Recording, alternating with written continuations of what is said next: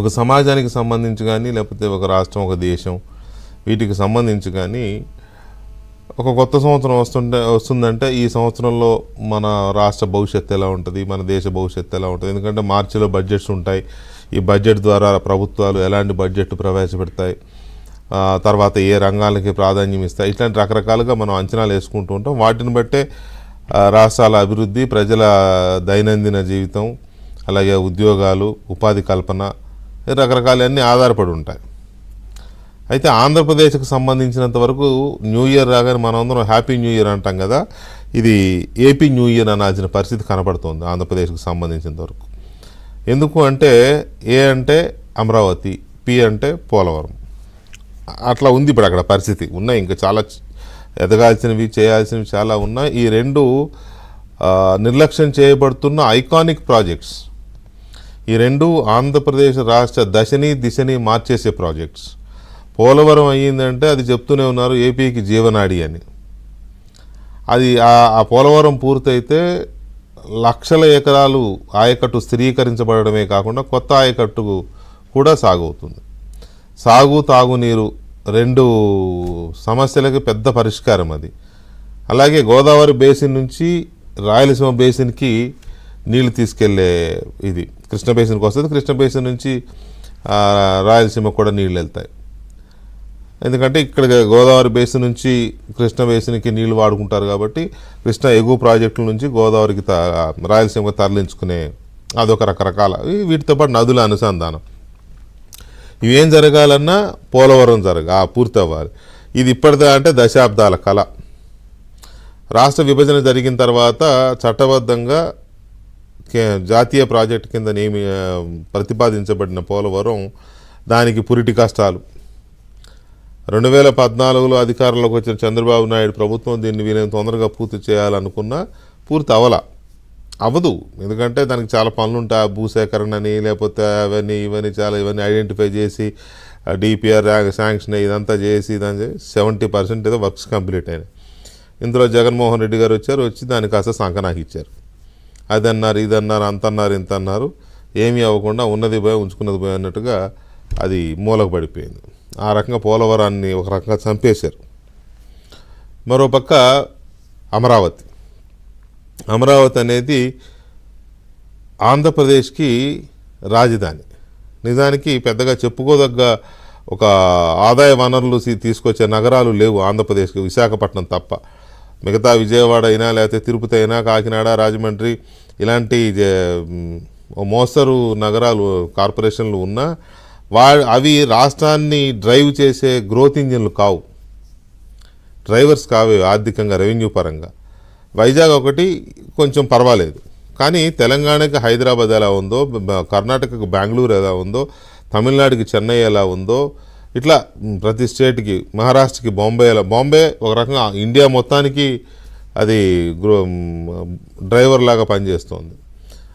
So ఇలాంటి పరిస్థితుల్లో ఆంధ్రప్రదేశ్కి రాజధాని లేదు అని అక్కడ అమరావతిలో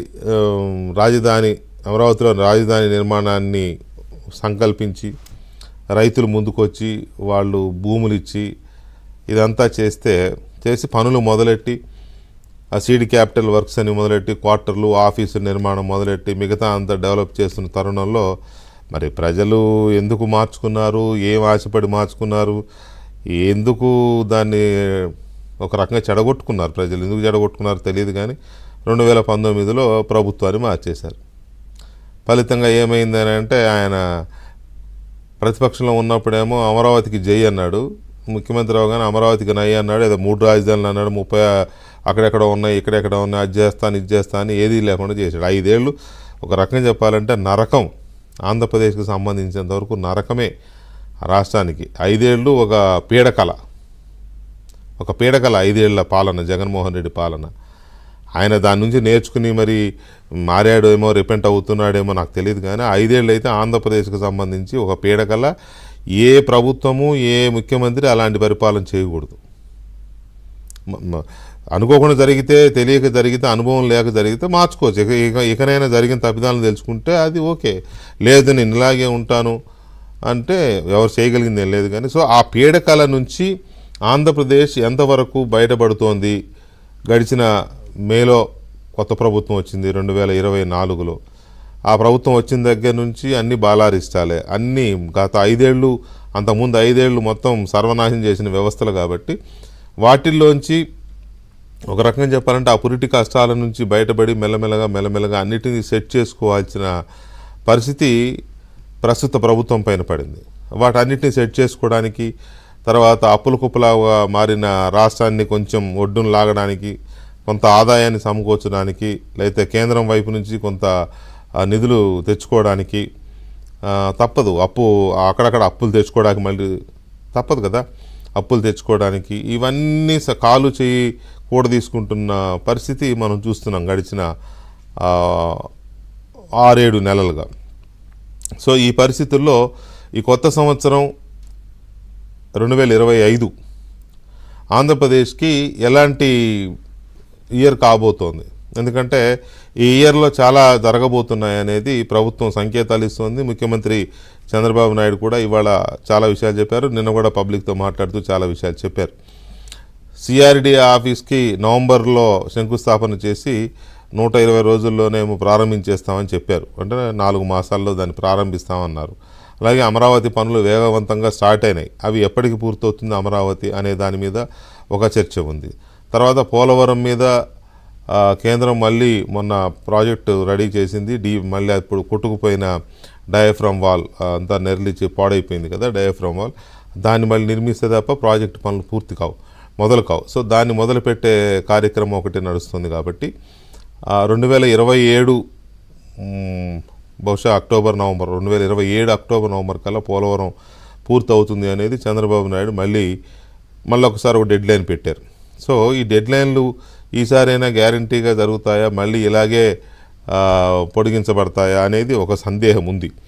సో ఓవరాల్గా చూసినప్పుడు ఈ రెండు ఏపీ అమరావతి పోలవరం ఈ రెండింటి పరిస్థితి ఎలా ఉంది, అమరావతిని ఎప్పటిలోగా పూర్తి చేస్తారు, మళ్ళీ ఎలాంటి అవరోధాలు రాకుండా, ఒకవేళ మళ్ళీ ఎలక్షన్ తర్వాత అటు ఇటు అయితే అవుతాయని వాళ్ళు అనుకుంటున్నారేమో, ఒకవేళ అయితే మళ్ళీ ఎవడు దాన్ని కదిలించకుండా ఏం చేయగలుగుతారు ఈ లోపు అనేది ఒక అంశము. పోలవరానికి సంబంధించి ఇంకొక అంశం. వీటితో పాటు రాష్ట్ర వ్యాప్తంగా ఎలాంటి డెవలప్మెంట్ కార్యక్రమాలు చేయబోతున్నారు. వైజాగ్లో అప్పట్లో ఆగిపోయిన మిలీనియం టవర్స్ అనే ఐటీ టవర్స్ని జగన్మోహన్ రెడ్డి ప్రభుత్వం వాటిని ఖాళీ చేయించి గాలి కొదిలేసింది. ఇప్పుడు మళ్ళీ వాటిని పునఃప్రారంభించి ఐటీ కంపెనీలకి ఇవ్వడం ద్వారా మళ్ళీ వేలాది మందికి ఉపాధి అవకాశాలు ఇస్తారంటున్నారు.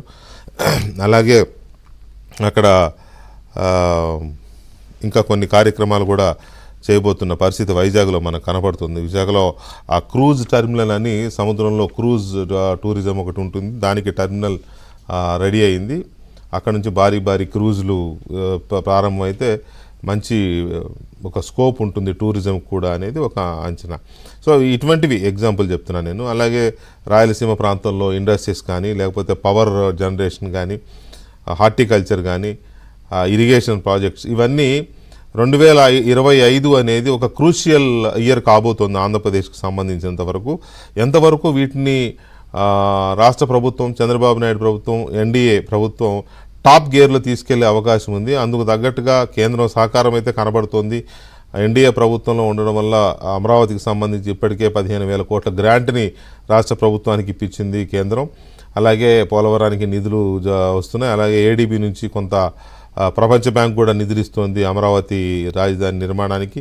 సో ఇవన్నిటిని చూసుకున్నప్పుడు 25లో ఎంత స్పీడ్గా ఆంధ్రప్రదేశ్ పరుగులు పెట్టే అవకాశం ఉంది, పరిశ్రమలకు సంబంధించి కానీ, లేకపోతే రాజధానిలో కేంద్ర ప్రభుత్వ రంగ సంస్థల కార్యాలయాలు ఎంతవరకు స్పీడ్గా నిర్మితమయ్యే అవకాశం ఉంది.